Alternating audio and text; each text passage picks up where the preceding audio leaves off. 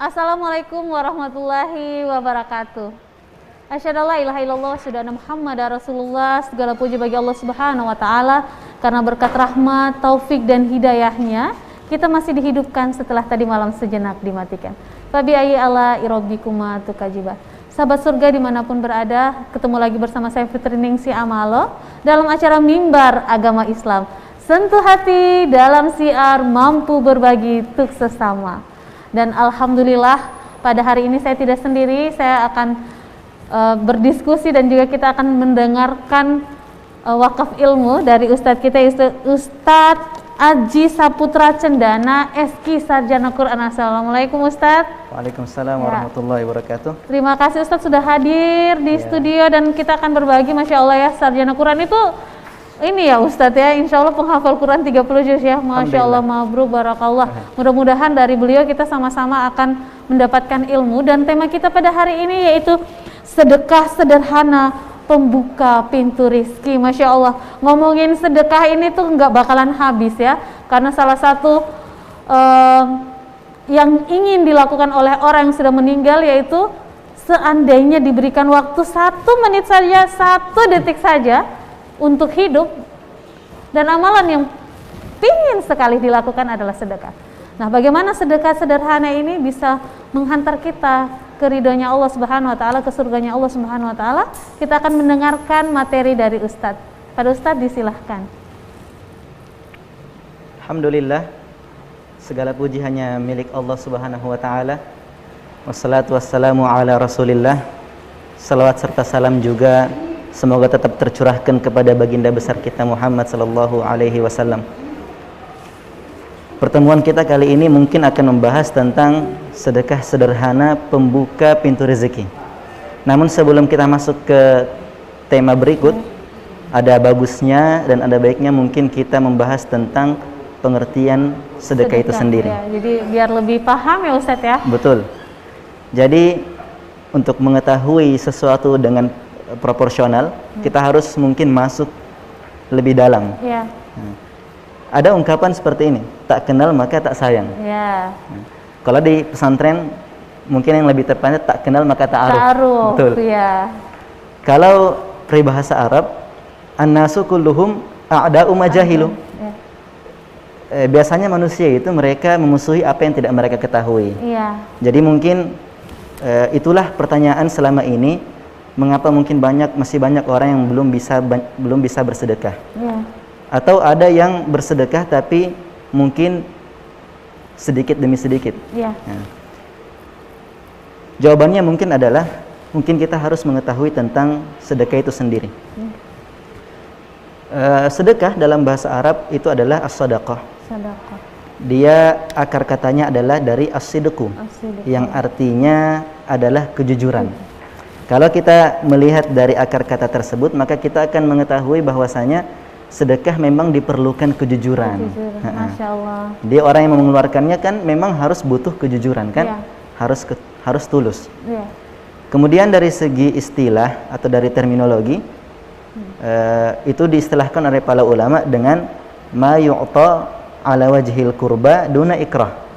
Apa-apa yang dikeluarkan, apa-apa yang diberikan dengan maksud untuk mendekatkan diri kepada Allah tanpa ada paksaan.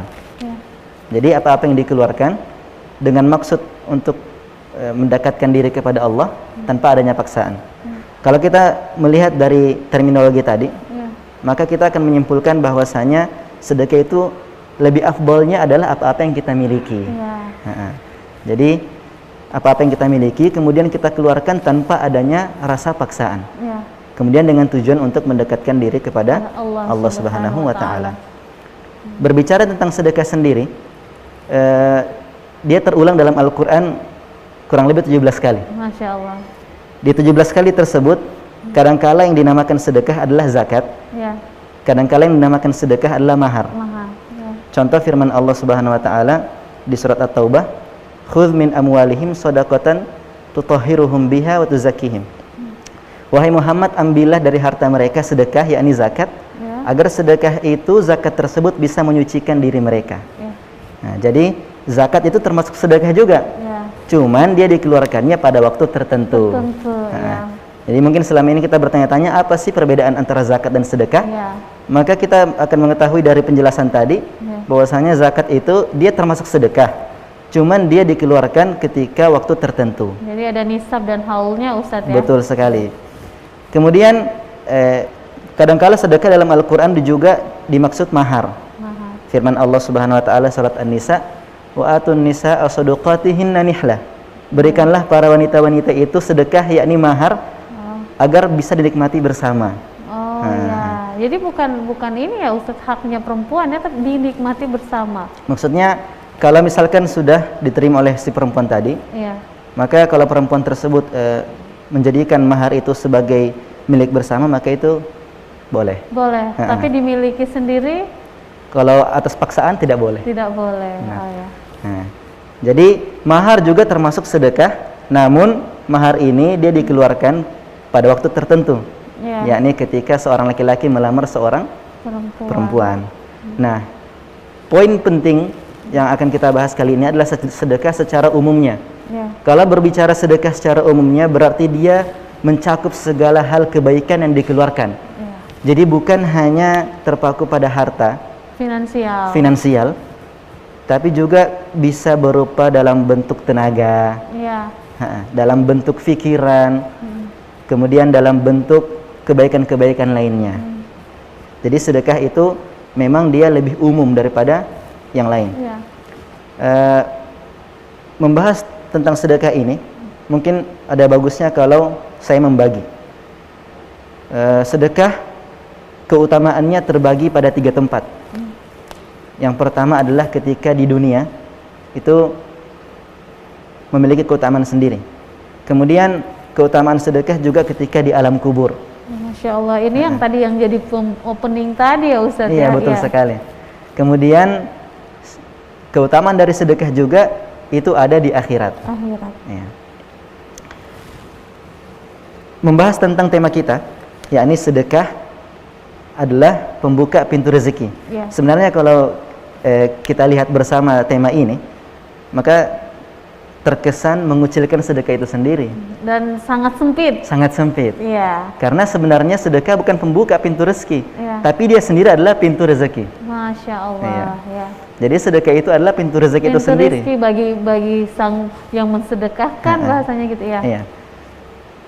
Adapun keutamaannya ketika di dunia, yang pertama adalah sedekah itu pasti Allah ganti. Masya Allah. Orang yang mengeluarkan sedekah pasti Allah ganti. Masya Allah. Jangankan dalam agama Islam, semua agama pun mengajarkan bersedekah. Nah. Adapun pembahasan kita, yakni dalam konteks agama Islam, Ya. firman Allah Subhanahu wa taala, "Wa ma anfaqtum min syai'in fahuwa yukhlifuh." Apa-apa yang kalian keluarkan dari segala sesuatunya, maka pasti akan Allah Subhanahu wa taala akan ganti. Jadi kaidah ini dulu nih yang kita pegang. Sedekah pasti Allah ganti. Ya. Mungkin untuk menguatkan kaidah ini saya akan menceritakan sebuah kisah. Jadi dalam Sahih Bukhari itu Nabi SAW pernah berkisah bahwa baina rajulun bifalatin minal ardi, pernah suatu ketika ada seorang pemuda, dia berada di padang yang sangat luas. Fasami'a sautan minas sama, kemudian dia ini mendengar ada suara dari langit. Masya Allah. Apa kata suara dari langit tersebut? Iski hadiqata fulan. Coba kamu wahai awan pergi menyirami kebun fulan saja. Masya Allah. Jadi khusus. Biasanya kalau kita lihat sekarang kan hujan itu rata ya. Iya. Kadang turun di Kota Kupang itu semua misalkan ya. Iya. Tapi ini Allah Subhanahu wa taala firmankan, kamu wahai awan pergi sirami kebun fulan saja. Masya Allah. Nah, jadi ini pemuda yang dengar suara dari langit tadi, dia pun kemudian mengikuti kemana arah awan tersebut. Iya. Maka seketika awan tersebut ternyata sampai di sebuah lembah. Kemudian turunlah air hujan di situ, menggumpal menjadi satu. Dari gumpalan tersebut mengalir ke kebun seseorang laki-laki. Iya. Karena penasaran laki-laki tadi yang mendengar suara dari langit itu, akhirnya dia pun mengikuti arah air tadi. Arah air tadi, iya. Dan dia mendapati seorang laki-laki yang lagi mencangkul. Masya Allah. Kemudian dia katakan, wahai fulan, apakah kamu fulan bin fulan? Nah, maka kata pencangkul tadi, pemilik kebun tadi, iya. Mengapa kamu bertanya namaku? Pemuda tadi yang mendengar suara tadi dia katakan begini, saya mendengar suara dari langit bahwasanya kebunmu ini yang khusus dihujani oleh Allah. Kok bisa? Ya. Maka kata pemilik kebun tadi, kalau memang seperti itu, maka saya akan ceritakan. Saya nih, hasil dari kebun saya bagi 3. Ya. Sepertiga pertama saya pakai untuk makan anak dan istri. Masya Allah. Sepertiga yang kedua saya pakai untuk modal kebun. Ya. Dan sepertiga yang ketiga saya sedekahkan. Masya Allah. Dari kisah ini kita bisa mengambil kesimpulan bahwasanya sedekah yang sepertiga saja dapat membuat seseorang dikhususkan rezekinya oleh Allah. Masya Allah, tabarakallah. Ya. Betul. Kalau kita berpikir lagi, sebenarnya 3 pembagian yang dibagi oleh pemuda tadi sebenarnya semua sudah mencakup sedekah. Ya. Sepertiganya sedekah, sepertiganya untuk makan dan minum istri, itu kan sedekah itu juga. Itu sedekah karena menafkahi keluarga. Ya. Kemudian yang ketiga sedekah untuk kebunnya, untuk modal kebunnya. Modal lagi.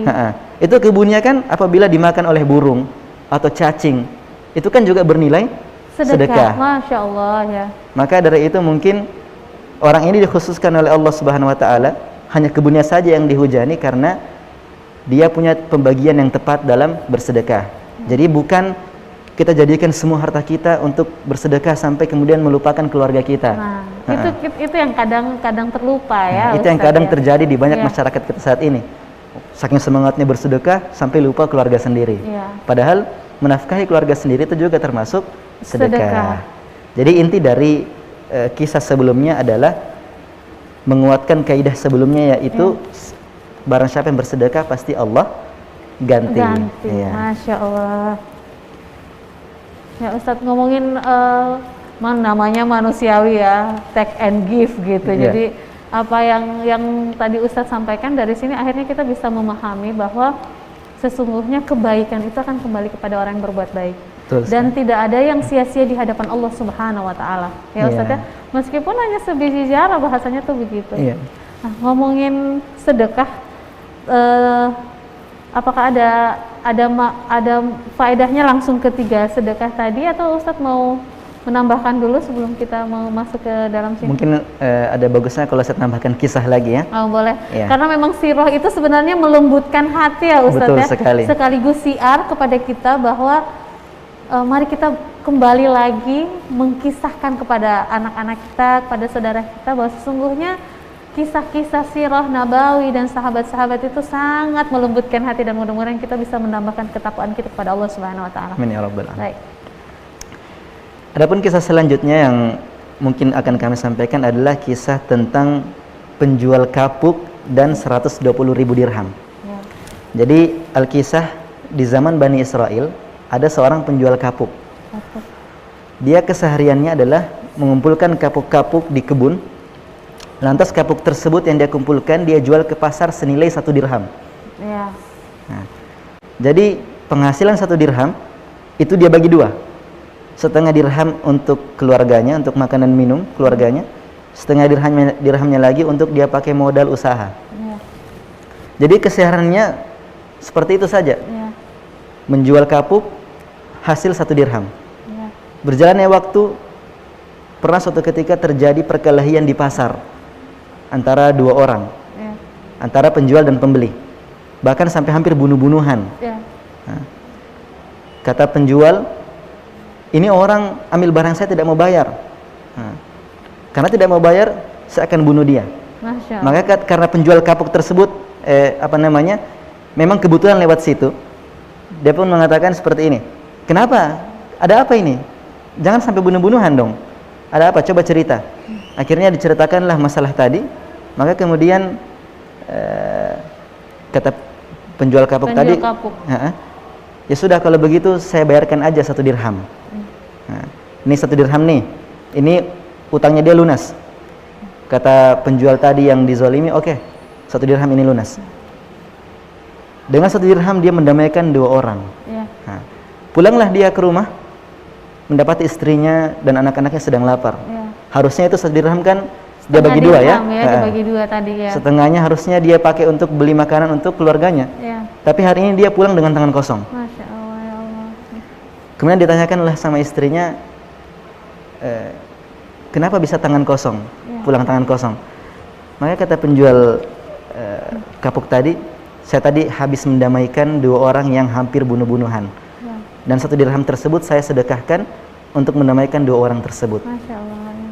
Karena mungkin iba melihat istri dan anak-anaknya lapar, dan dia pun keluar. Ketika keluar, dia mendapati ada penjual ikan. Penjual ikan ini dia menyeru kepada manusia, siapa yang mau beli ikan saya? Ini sudah seharian tidak ada yang beli ikan nih. Siapa yang mau beli ikan saya? Dengan bayaran apapun saya bisa, saya ridho. Karena penjual kapuk ini tidak punya apa-apa selain kapuk. Akhirnya dia pulang ke rumah mengumpulkan bekas-bekas kapuk. Oh iya. Dia pulang ke rumah mengumpulkan bekas-bekas kapuk. Kemudian dia mendatangi penjual ikan tadi. Iya. Lantas dia mengatakan, maukah kamu tukar sisa kapuk ini dengan ikan tersebut? Dan dengan ikan tersebut saya bisa makan bersama keluarga. Akhirnya ditukarlah ikan dan kapuk. Seketika dia pulang membawa ikan. Ya. Ketika pulang membawa ikan, lantas ikan tersebut diambil oleh istrinya dan dipotonglah ikan tersebut. Subhanallah, dalam ikan tersebut ada mutiara. Masya Allah. Ya. Lantas diambil mutiara tersebut sama suaminya, dibawalah ke pasar.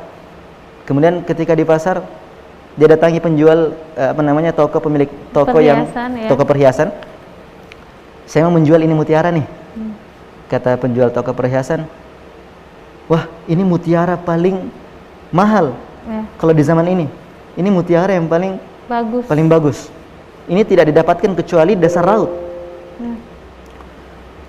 Saya bisa beli 40.000 dirham saja.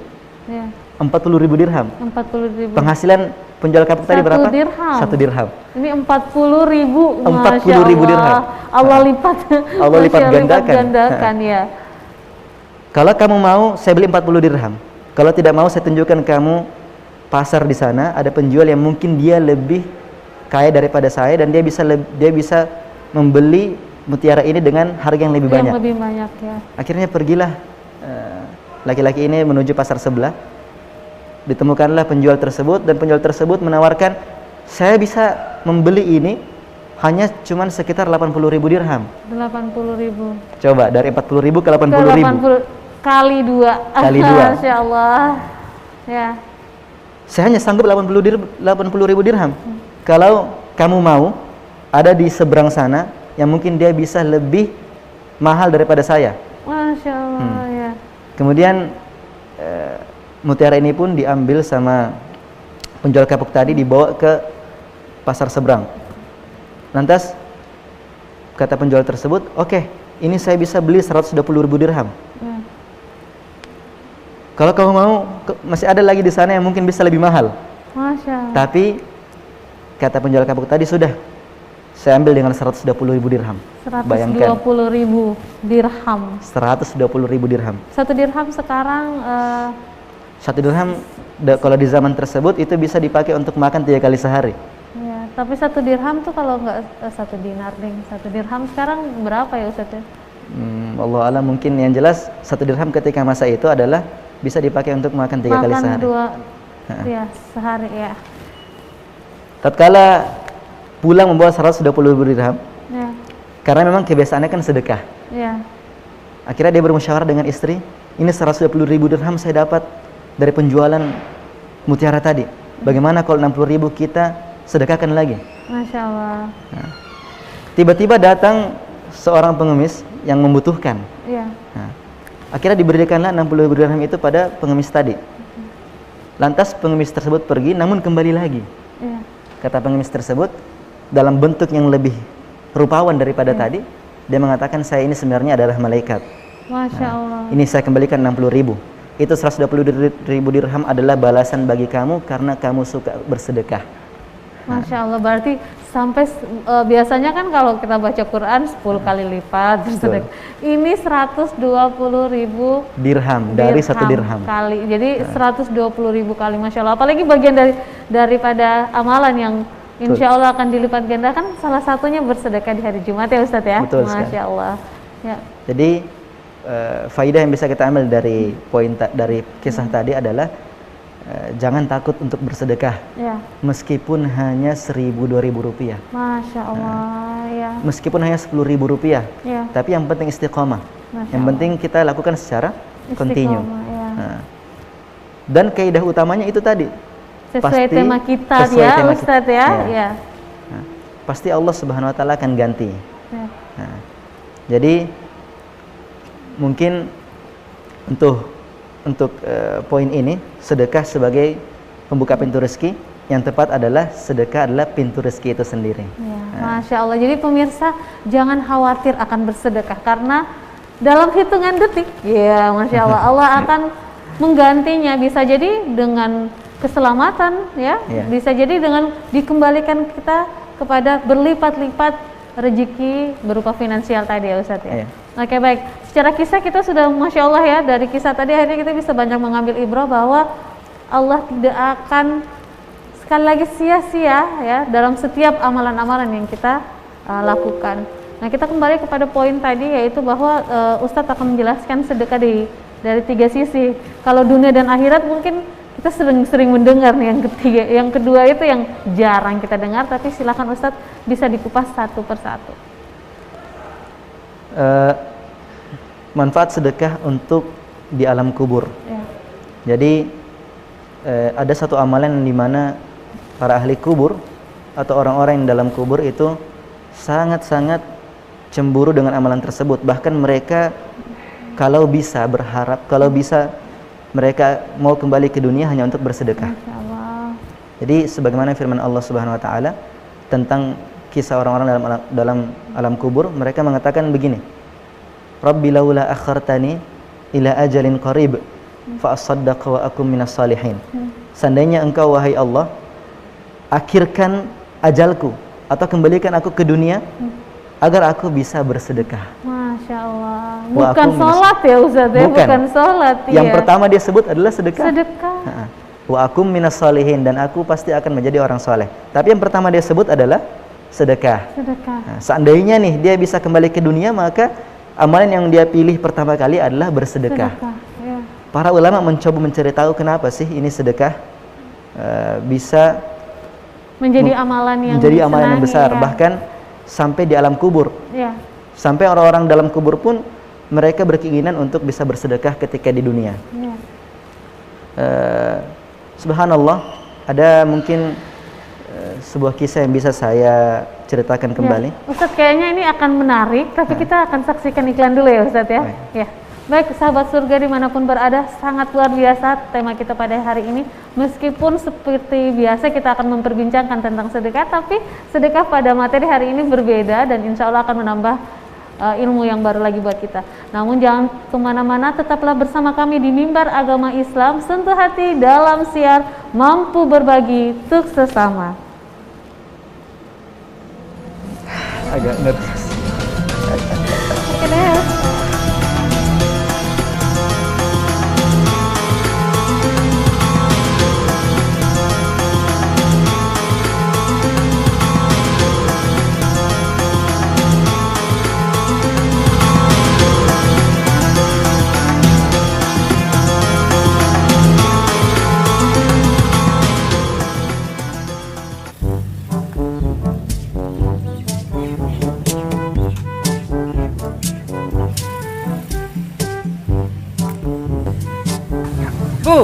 Woi, sudah masan ketemu Karman. Woi, ayo dong laku keras kok. Laku berapa ya? Laku keras. Ini baru seberapa hari sepi kok. Lumayan jual beli berapa ekor. Soalnya lu jangan tipu-tipu kalau su laku lu traktir kasih beta minuman dingin dulu toh. Oh, bisa kebeli dulu lah. Tapi sampai konsum. Masa saudara sana ada uang? Ada. Tenang saja. Ayo sih. Apaan? Beti titip titip aja mau. Iya.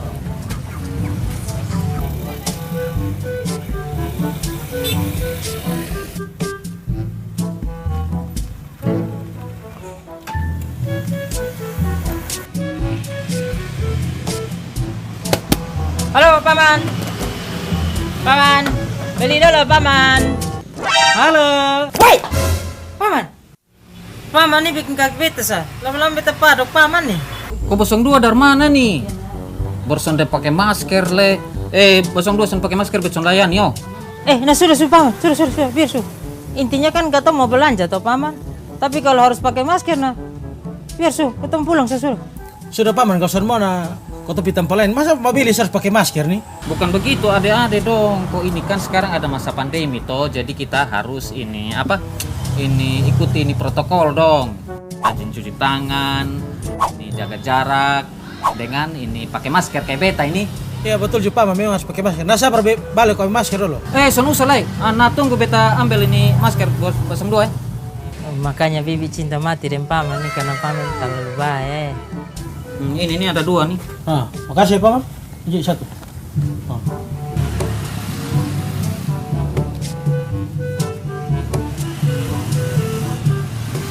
Nah 02 ingat jaga protokol kesehatan terus Oke paman. Ya.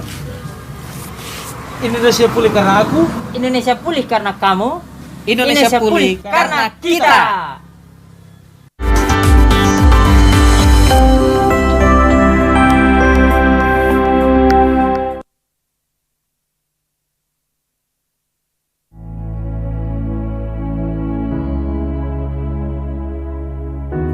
Pemirsa TVRI, pandemi COVID-19 belum berakhir. Sesuai anjuran Presiden, kita semua wajib pakai masker. Jangan pernah lepas masker saat bertemu orang lain. Mari disiplin. Indonesia pulih, Indonesia bisa.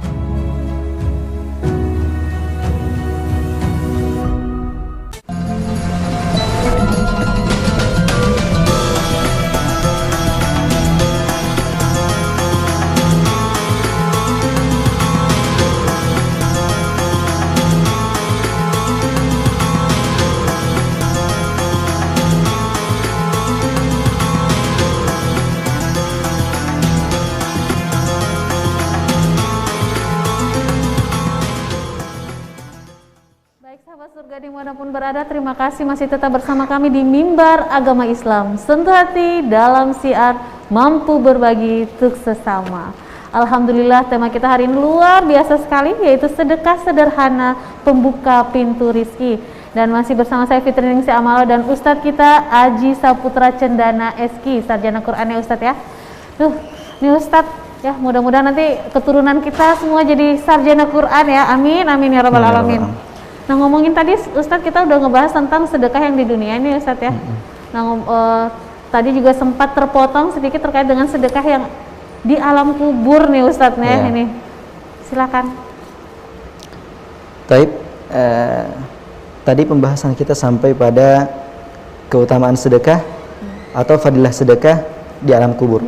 Jadi ada keutamaan tersendiri bagi mereka yang sedang bersedekah di dunia. Dan manfaatnya itu akan mereka rasakan ketika di alam kubur. Jadi salah satu contohnya adalah sebuah kisah yang saya ambil dari kitab Syarh Mawa'iz Usfuriyah. Ini kitab Mawa'iz Usfuriyah adalah kitab yang sering dikaji di pondok-pondok pesantren. Jadi dikisahkan dalam kitab tersebut bahwasanya pernah suatu ketika di zaman Imam Hasan Al-Basri, ada seorang ibu yang ditinggal mati oleh putrinya. Berbulan-bulan dia merasa sedih karena dia selalu bermimpi putrinya dalam keadaan yang tidak mengenakan.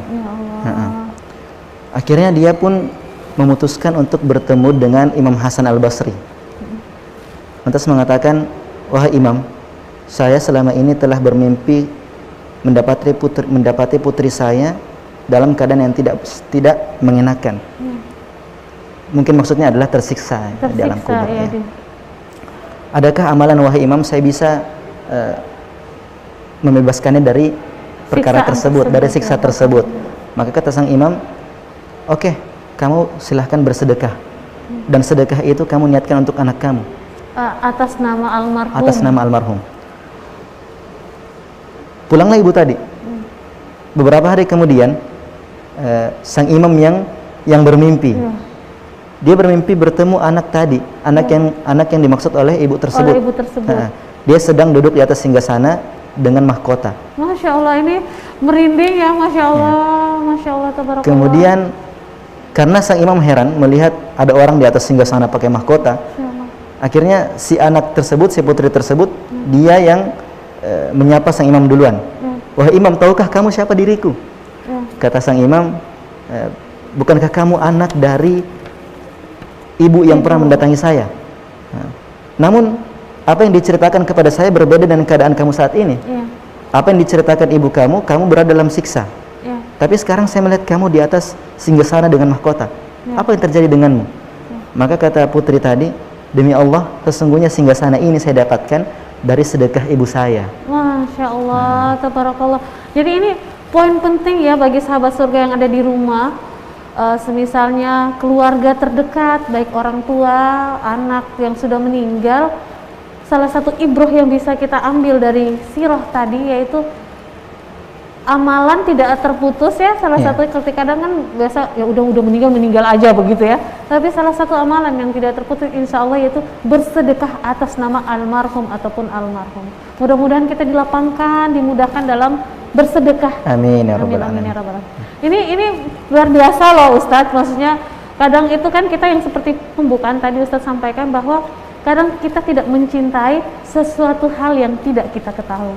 Mudah-mudahan dengan pengetahuan baru ini ya bisa memudahkan kita lagi, bersemangat lagi, bergirah untuk bersedekah. Amin Baik ya rabbal Ustadz, alamin. masih ada lagi terkait dengan kisah untuk Saya di hanya mungkin kubur? menyampaikan untuk menguatkan kisah tadi dengan hadis Nabi Shallallahu Alaihi Wasallam, di mana Nabi Shallallahu Alaihi Wasallam bersabda dalam hadis riwayat Bukhari Muslim bahwasanya idza mata ibnu Adam in qata'a anhu amaluhu illa min salas.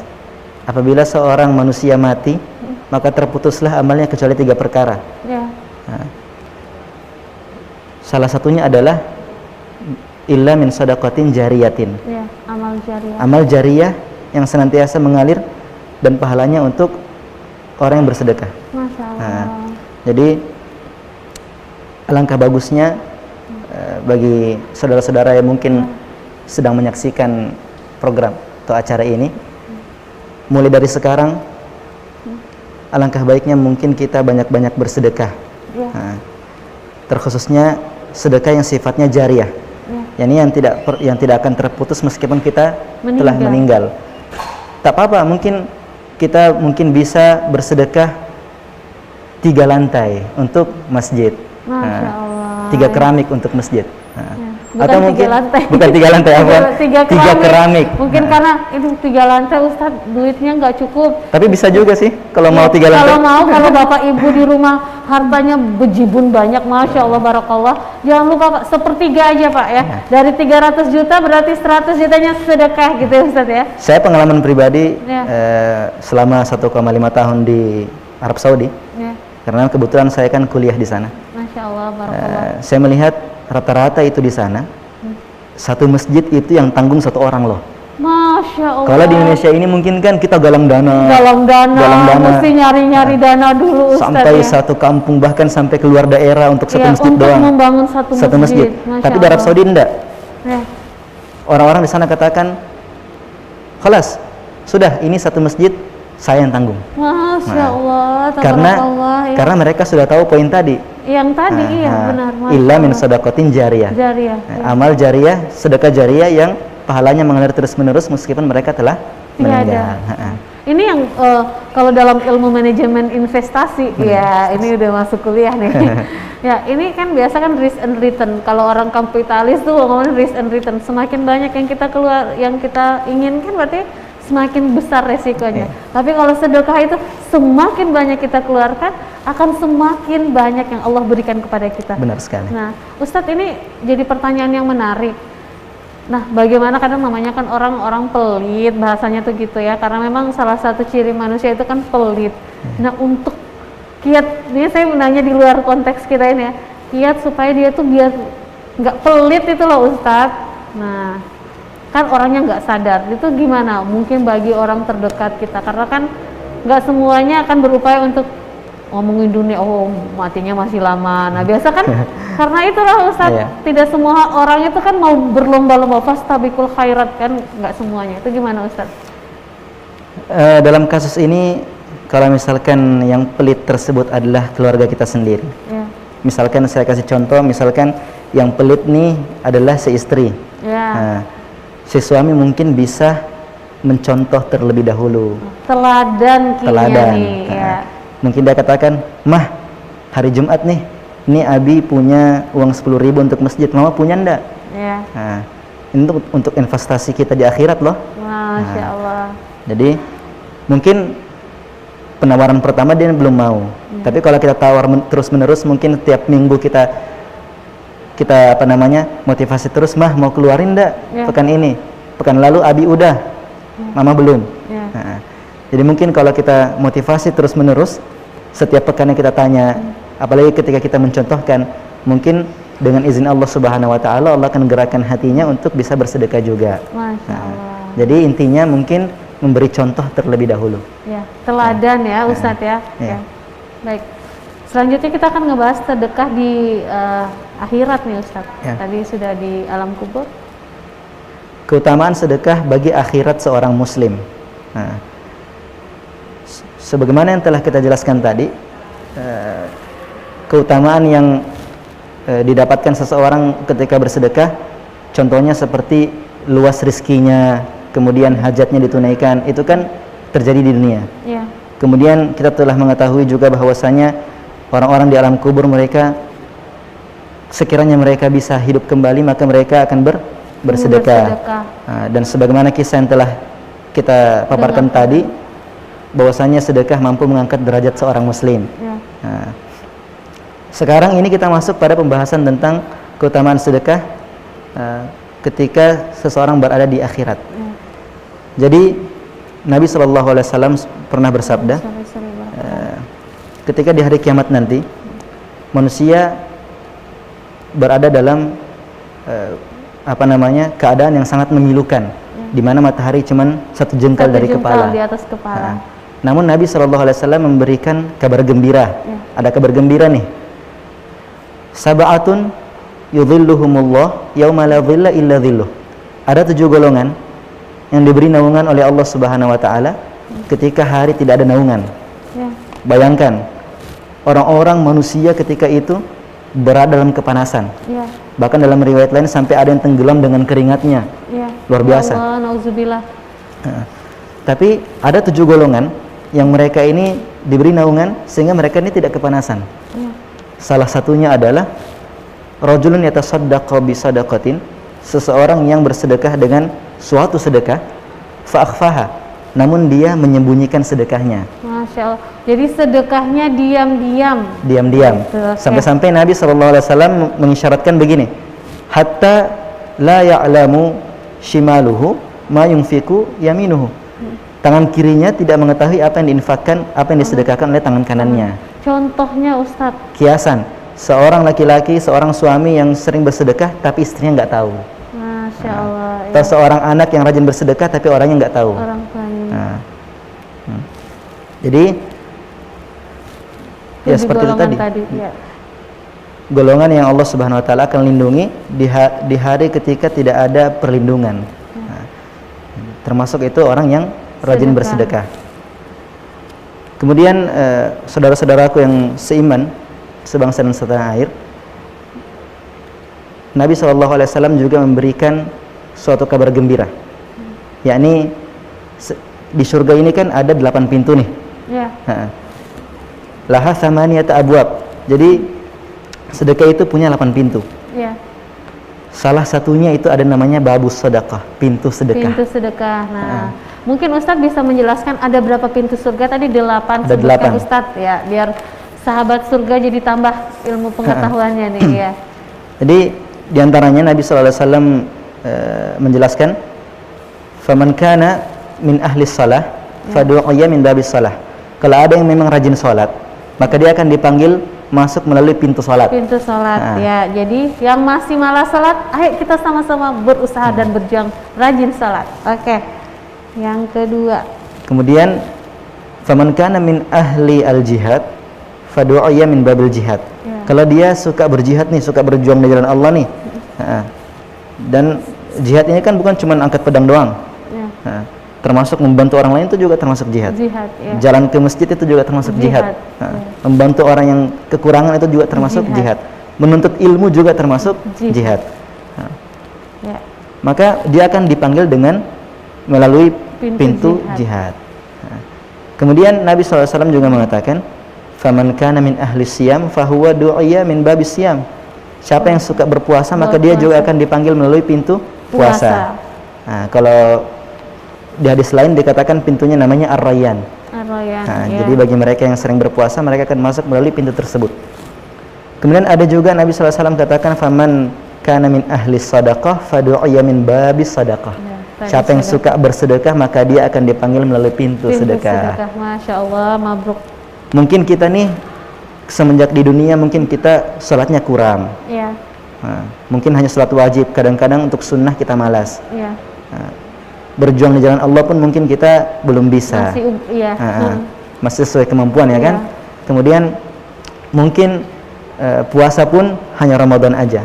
Nggak bisa diperkuat dengan puasa sunnah. Maka kita bisa manfaatkan peluang untuk bisa masuk melalui pintu sedekah. Masya Allah. Dan sedekah ini bukan hanya masalah finansial itu ya Ustaz ya. Betul. Tapi dengan apa yang ada dengan kita ya, yang ada kita dalam punya. diri kita. Betul. Ya. Jadi itulah tadi keutamaan sedekah secara ringkas. Baik ketika di dunia maupun di alam kubur dan juga ketika di akhirat. Ya, Ustaz. Nah Ustaz, ngomongin sedekah ternyata kan Masya Allah, ini sebenarnya menjadi motivasi tersendiri buat kita ya Ustadz yang masih malas-malas sedekahnya, yang masih hitung-hitung, apalagi kan berlandaskan banyak alasan ya. Jadi itu juga sebenarnya kan setan, bisik-bisikan setan ya, iya nggak sih Ustadz ya? Hitungannya seroja, COVID belum selesai seroja, seroja belum selesai sepupunya misalnya, sepupu saya seroja angin kencang dan segala macam ya. Nah ini akhirnya membuat kita dengan pendapatan yang kecil, hitungannya itu begitu Ustadz ya, hitung-hitung nih, pendapatan kecil, kebutuhan banyak. Nah akhirnya yang tadi itu, padahal sesungguhnya sedekah itu juga banyak di lain 3 hal tadi, ternyata juga banyak kisah ya Ustadz ya, yang mungkin ini akhirnya kita bisa menjadikan motivasi buat pemirsa yang dan kita sendiri yang ada di sini, yaitu terkait dengan sedekah itu benar nggak sih Ustadz bisa menyembuhkan sakit? Ya.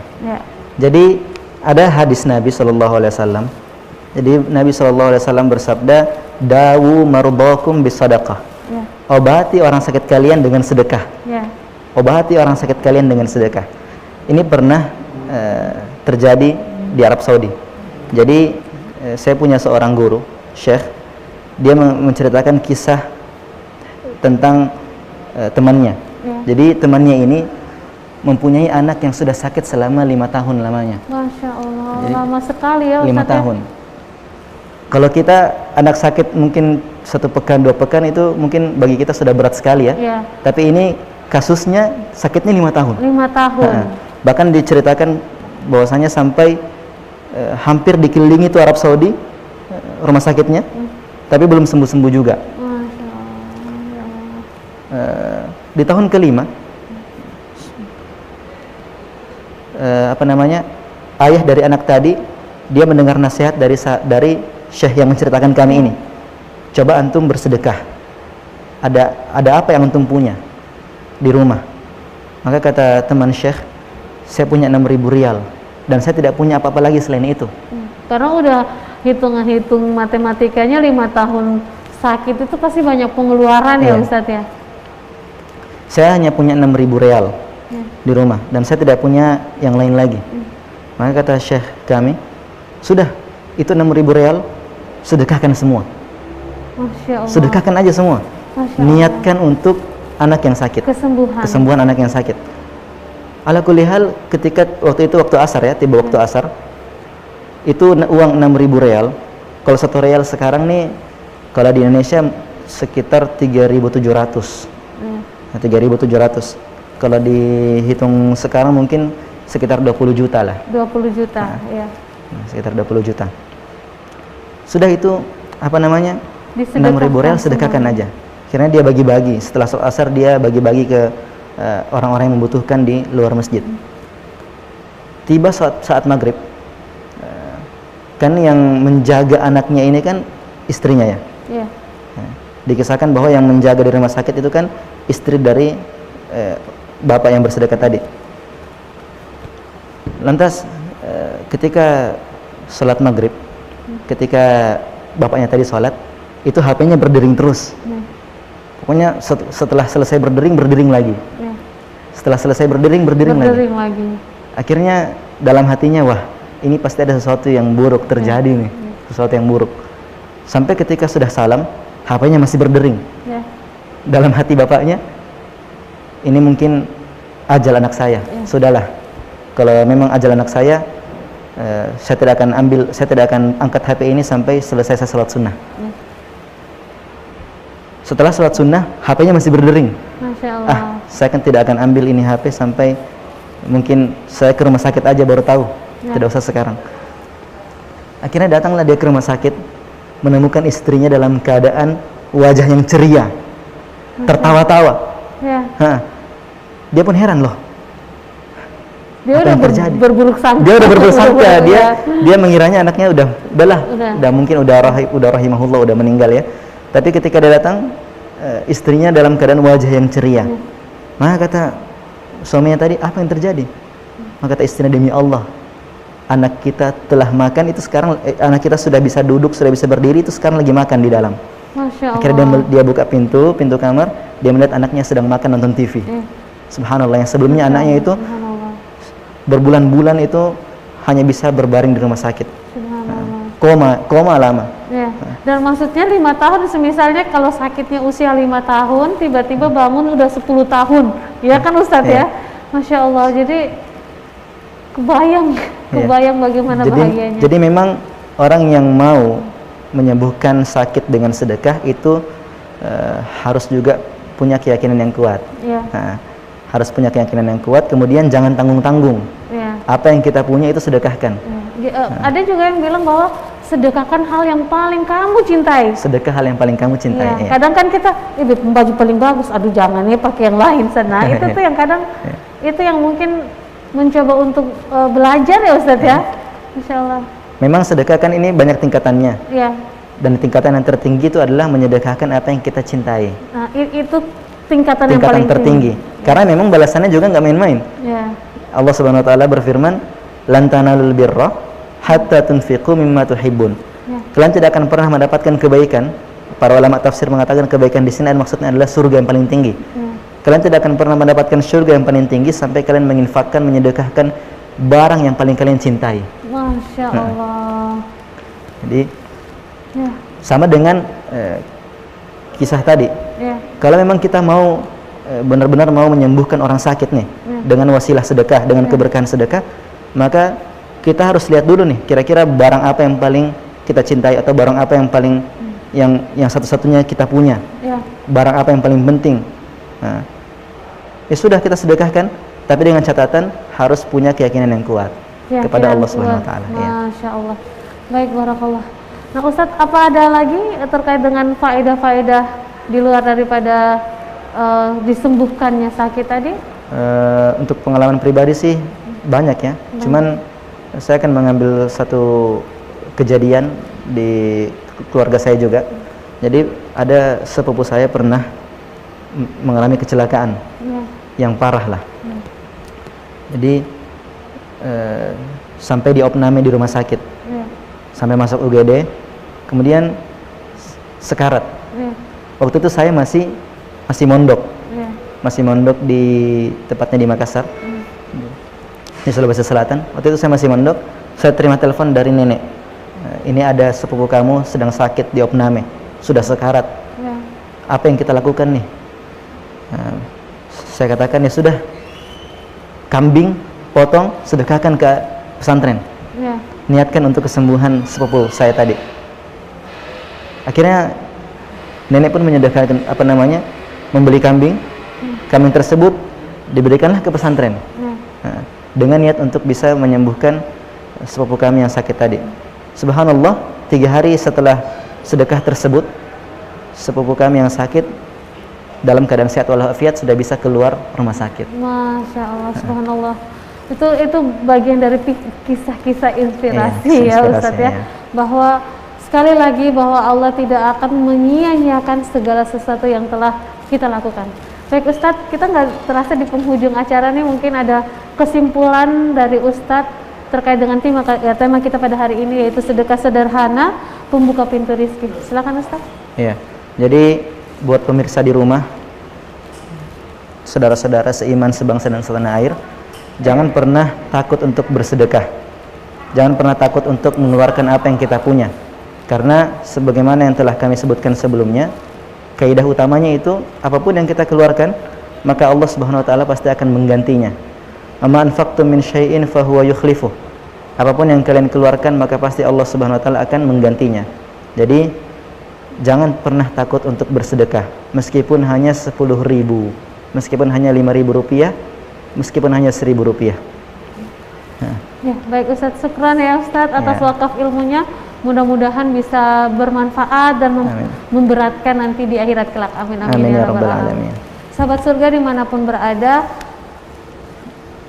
sedekah adalah bagian daripada amal ibadah yang memang harus dipupuk, dilatih agar kita mencapai keimanan yang setinggi-tingginya di hadapan Allah Subhanahu wa taala.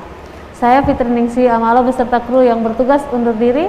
Terima kasih atas atensinya. Mudah-mudahan kita akan kembali lagi di acara Mimbar Agama Islam pekan depan.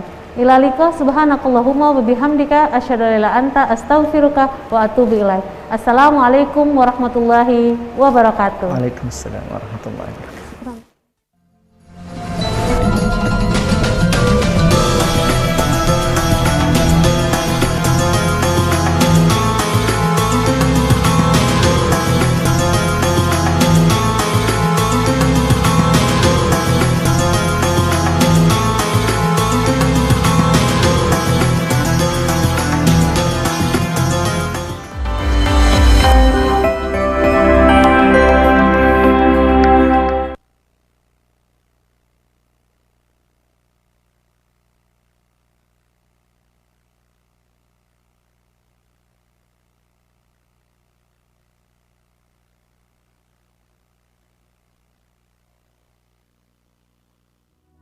Pandemi COVID-19 belum berakhir.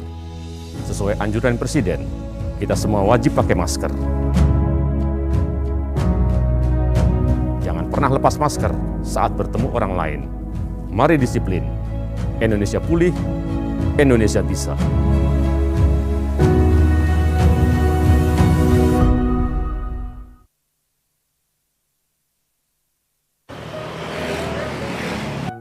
Ojek kok? Beta mau ojek nih. Lu mau gimana? Beta mau vaksin, lu antar bedo. Aduh, udah mau vaksin. Sini dong, kasih tau dulu. Kasih tau apa nih?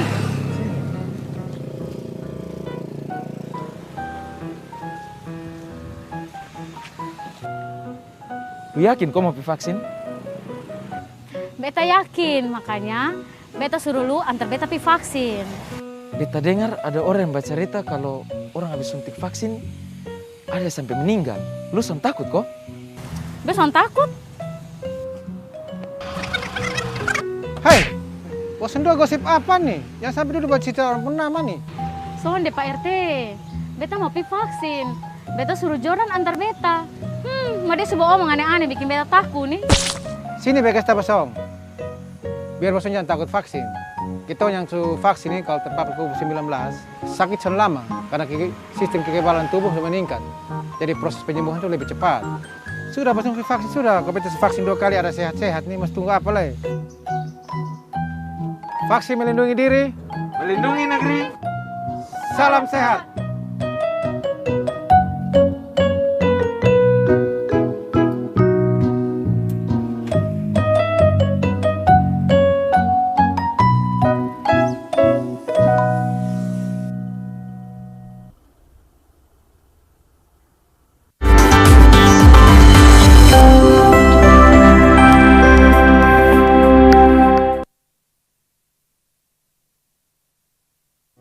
Faktanya, COVID-19 telah merenggut banyak korban jiwa.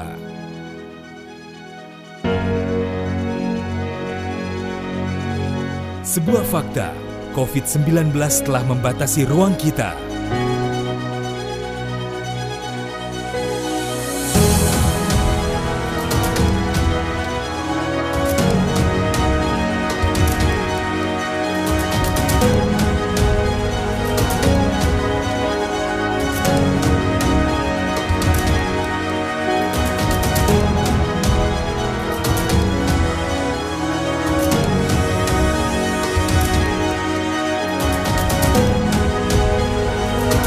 Jangan berpangku tangan, ayo ambil bagian. Jangan lengah, COVID masih mengintai.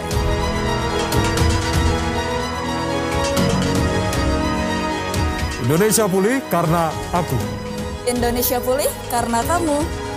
Indonesia pulih karena kita.